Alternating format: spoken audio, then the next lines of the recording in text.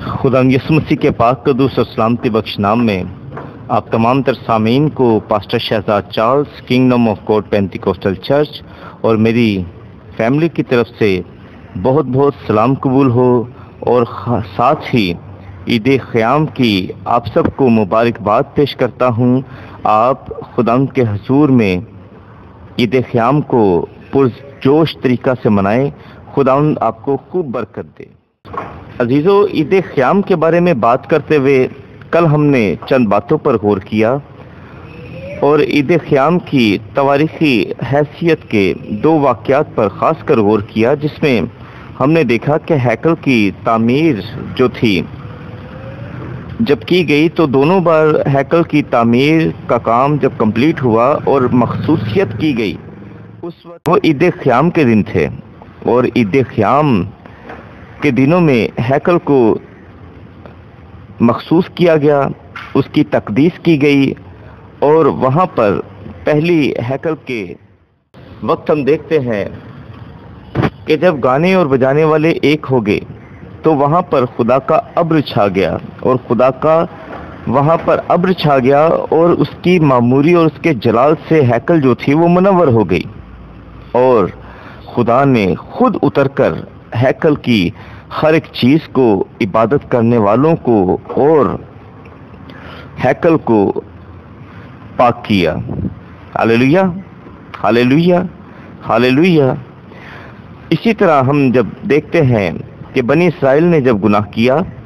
तो उसके बाद 70 वर्ष की गुलामी से जब ये वापस आए नहमिया नबी के दौर में और यशवा बिन यहूज़क काहिन के दौर में, ज़रबाबुल की क़यादत में, और वहाँ अज़रा काहिन की क़यादत में हम देखते हैं कि इन्होंने हैकल की दोबारा से जब तामीर की तो वहाँ जो मखसूसियत का दिन हमें नज़र आता है, हैकल की मखसूसियत जब दोबारा की गई, उसे रीन्यू किया गया, तो वो भी ईद क़याम ही के दिन थे।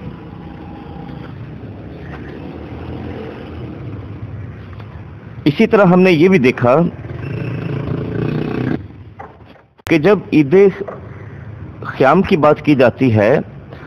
तो खुदावंद यसु मसीह की 1000 साला बादशाहत की भी बात की जाती है। जब वो यरूशलेम में अपनी बादशाहत का आगाज करेंगे, हैकल फिर से रीबिल्ड की जाएगी, मजीद ये कि इसकी फिर से तकदीस की जाएगी, और फिर से तमाम कौमों को दावत दी जाएगी कि वो यरूशलेम में ईद क़याम मनाने के लिए आए, वो यरूशलेम में ईद क़याम मनाने के लिए आए। ये सारी बातें हमें ज़िक्रिया की किताब उसके 14वें बाब में नजर आती हैं। फिर से दोबारा से वहाँ पर खुदा के ज़ूर में जैसे किताब मुक़द्दस में आया है, वैसे ही ईद क़याम मनाई जाएगी, और जो इस ईद को मनाने के लिए कौमों में से ना आएंगे उन पर खुदावंद लानत भेजेंगे। मोहतरम अजीज़ों, मैं यहाँ पर आपसे ईद क़याम की अहमियत की बात सिखा रहा हूँ। सबसे पहली बात तो यह है कि खुदावंद की जितनी भी ईदें हैं उनकी पहली और अव्वल अहमियत और तरजीह ये है कि ये खुदा ने, यहोवा बाप ने खुद मुकर्रर की, और इन्हें देने वाला हमारा खुदा आप है। इसका वक्त, इसका टाइम आप उसने मुकर्रर किया, और इसके लिए सारी रसूमात उसने आप मुकर्रर की, और उसने ये ईद अपने लोगों को दी, यानी कि बनी इसराइल को दी। मोहतरम अजीज़ों, मैं आपके हुज़ूर में ये भी बात कहना चाहता हूँ कि बहुत सारे लोग ये कहते हुए नजर आते हैं कि शरीयत ख़त्म हो गई है और शरीयत का हमसे कोई वास्ता नहीं है, हम जो नए सिरे से पैदा हुए लोग हैं, शरीयत का इनसे वास्ता नहीं, इसलिए शरीयत की ईदों का भी हमसे कोई वास्ता नहीं। अजीज़ों, मैं कलाम की रोशनी में इस बात को देखता हूँ تو مجھے یہ بات پھیکی سی معلوم ہوتی ہے، اس میں کوئی بات نہیں ہے۔ سب سے پہلی بات تو میں یہاں پر یہ کہنا چاہوں گا، آپ اس بات پر غور کیجئے کہ اگر یہ ساری باتیں ختم ہو چکی ہیں تو مسیح جس کی ہم قوم کہلاتے ہیں اور ہم کہتے ہیں مسیح نے ختم کر دیا ہے سب کچھ، شریعت ختم ہو چکی ہے، تو جب خداوند اپنی 1000 سالہ بادشاہت میں واپس آئیں گے تو آخر وہ شریعت کی ان عیدوں کو منانے کا حکم کیوں دیں گے؟ اگر ان عیدوں کا واسطہ ختم ہو چکا ہے تو کیوں اسے دوبارہ سے جو ہے وہ رائج کرنے کے لیے کہیں گے؟ کیوں خداوند دوبارہ سے ساری قوموں کو اس عید پر جمع ہونے کے لیے کہیں گے؟ کیوں خداوند شریعت کی اس عید کو بحال کریں گے اور اسے قیام بخشیں گے؟ اور صرف قیام ہی نہیں بلکہ جیسا لکھا ہے کہ وہ لڑکا لوہے کے عصا سے، وہ لوہے کے عصا سے سب قوموں پر حکومت کرے گا۔ اور لوہے سے کے عصا سے مراد یہ ہے کہ سختی کے ساتھ حکومت کرنا اور اپنے قانون کو رائج کرنا۔ عزیزو، آپ سمجھ سکتے ہیں، آپ اسے اس بات پر دھیان دے سکتے ہیں کہ عید قیام کے لیے خداوند اتنی سختی کر رہے ہیں کہ جو منانے کے لیے قومیں نہ آئیں گی انہیں وہ سختی سے پیش آئیں گے اور ان پر لعنت ہوگی اور ان کی برکتیں روک دی جائیں گی۔ تو اس کا مطلب تو پھر یہی ہوا نا کہ عید قیام کے لیے خداوند اپنے لوہے کے عصا کو استعمال کر رہے ہیں، اور عید قیام تو شریعت کی ہے، اور جب شریعت کی ہے تو اس کا مطلب صاف یہ ہوا کہ شریعت کو قائم کرنے کے لیے، شریعت کے احکام کی تابعداری کے لیے وہ لوہے کے عصا کو استعمال کریں گے۔ بہت سارے لوگ یہ کہتے ہیں کہ شریعت ختم ہو چکی ہے، اب فضل کا دور ہے، محبت کا دور ہے، حلال کھاؤ حرام کھاؤ، جو جی چاہتا ہے وہ کھاتے رہو، تم شریعت کی عیدیں نہ منانا، تم باقی ساری عیدیں بنا لینا۔ اور یہ مناتے بھی ہیں، آپ دیکھیں تو صحیح، کیا ہندوؤں کی دیوالی یہ نہیں مناتے؟ کیا ہمارے لوگ ہندوؤں کی دیوالی میں نہیں ہوتے؟ کیا انور فضل جیسے ہمارے لیڈر جو ہیں وہ گرو نانک کے اس کے دوار پہ جا کے وہ ہاتھ جو ہے وہ اٹھا کر دعا نہیں کر رہے؟ فاتحہ وہ کہیں جاتے ہیں فاتحہ پڑھتے ہیں اور ہر رنگ میں وہ رنگے جاتے ہیں اور کہتے ہیں کہ یہ مبشر یا ایونجلسٹ ایسے ہی ہوتے ہیں، رسول ایسے ہی ہوتے ہیں۔ بھائی رسولوں کا ایسا کام نہیں ہے۔ اور مزید آپ دیکھیں، یہ جو بہت سارے دن منائے جاتے ہیں جو غیر اقوام میں سے آئے ہیں، انہیں وہ منانے میں کوئی ممانعت نہیں ہے، انہیں منانے کے لیے کوئی منع منائی نہیں ہے، پر اگر منع ہے تو صرف شریعت کی عیدیں منانے میں۔ عزیزو، کلام خدا میں لکھا ہے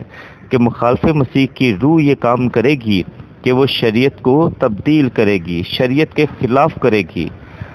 عزیزو، خداوند یسوع مسیح شریعت کے مالک ہیں، خداوند یسوع مسیح شریعت کے دینے والے ہیں۔ پچھلے دنوں میں پاسٹر جون نے کچھ باتیں کی تھیں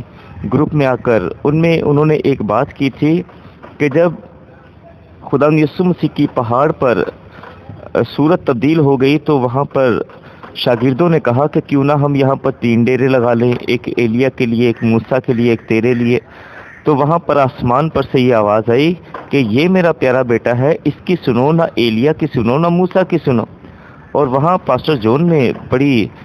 تگڑی جو ہے وہ دلیل دی اس بات کے لیے کہ دیکھا یہاں پر لکھا ہے کہ اب تمہیں موسیٰ کی نہیں سننی، یسوع کی سنیں، موسیٰ کی شریعت کو چھوڑ دیں۔ بھائی عقل کے ناخن لیں، موسیٰ کی کوئی شریعت نہیں ہے، اسے ٹائٹل موسوی شریعت دیا جاتا ہے، موسیٰ کی شریعت کا ٹائٹل دیا جاتا ہے، پر وہ شریعت خداوند خدا کی ہے، رب الفاظ کی ہے، یہوہ پاک خدا کی ہے، اور یسوع مسیح آپ اس شریعت کا دینے والا ہے۔ یسوع مسیح شریعت کا مالک ہے، اور یسوع مسیح کا شریعت کا جو ہے وہ شریعت یسوع مسیح کا سایہ بھی ہے جیسے کہا جاتا ہے۔ تو ہر آدمی کا سایہ اس کے ساتھ ہوتا ہے۔ جب یسوع مسیح واپس اس دنیا میں آئیں گے تو شریعت کی یہ عید قیام منانے کے لیے سختی کی جائے گی، کیونکہ جہاں کوئی شخص ہے وہیں اس کا سایہ بھی ہے، سایہ شخص سے جدا نہیں ہے۔ آمین۔ تو آج کے لیے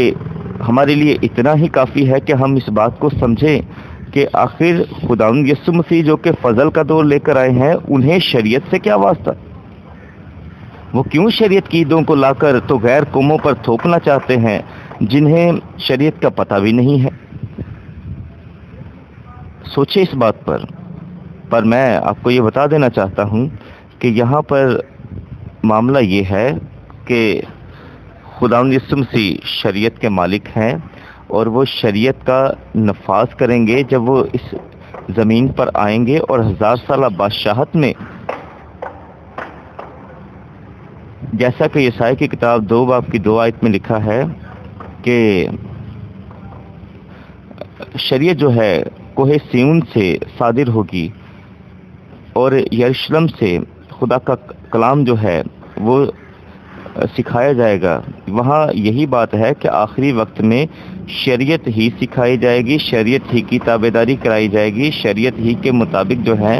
وہ لوگوں کو اپنے اعمال درست کرنے ہوں گے۔ انہیں چیک کرنے کے لیے آخری عدالت بھی شریعت کے مطابق ہوگی، چیک کیا جائے گا قوانین کے مطابق کہ آیا خدا کے قانون کے مطابق کسی نے عمل کیا ہے یا کہ نہیں کیا ہے۔ یہاں تک کہ خداوند یسوع مسیح نے ایک بار یہ کہا کہ جب آسمان کی بادشاہی میں لوگ جمع ہوں گے، اس کے لوگ بھی جمع ہوں گے، تو وہ بھیڑوں اور بکریوں کو جدا کرے گا، اور وہاں پر لوگ اس سے یہ کہیں گے کہ اے خداوند، ہم نے تیرے نام سے بدروحوں کو نکالا، ہم نے یہ کام کیا، ہم نے وہ کام کیا۔ تو خداوند یسوع مسیح وہاں پر ان سے یہ کہیں گے کہ اے بے شرع لوگوں، میں تمہیں نہیں جانتا۔ وہاں پر بے شرع لوگ کہا گیا ہے۔ بے شرع کون ہوتے ہیں؟ جو شرع کے مخالف ہوتے ہیں، یا جنہیں شرع سے واسطہ نہیں ہے، یا جو شرع کو تسلیم نہیں کرتے، اس کے تابع نہیں ہوتے۔ عزیزو، آئیں ہم اس بات پر غور کریں اور خداوند کی تعظیم کے لیے اس کے ٹھہرائے ہوئے مقررہ اوقات کی تعظیم کریں، اور عید قیام جو کہ آج اس کا پہلا دن ہے، خوشی کے ساتھ ایک دوسرے کے ساتھ سیلیبریٹ کریں، خوشی منائیں۔ خداوند آپ سب کو برکت دے، آمین۔